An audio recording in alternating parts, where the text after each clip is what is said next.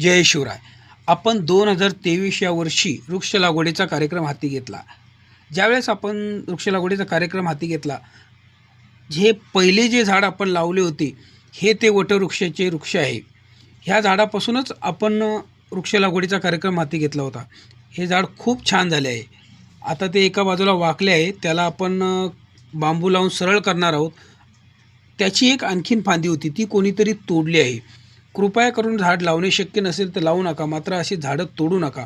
आता ह्याच फांदीची आपण जी तोडलेली फांदी आहे, हिची पुन्हा बाजूला योग्य ठिकाणी अशी पुनर्लागवड करणार आहोत आणि हे झाड वाचवण्याचा प्रयत्न करणार आहोत. ते झाड तर वाचलंच आहे, पण त्याची जी फांदी तुटली होती, ती फांदी आपण दुसऱ्या ठिकाणी लागवड करून छान असे झाड आपण त्याची लागवड करणार आहोत आणि त्याचीसुद्धा आपण चांगली काळजी घेऊ.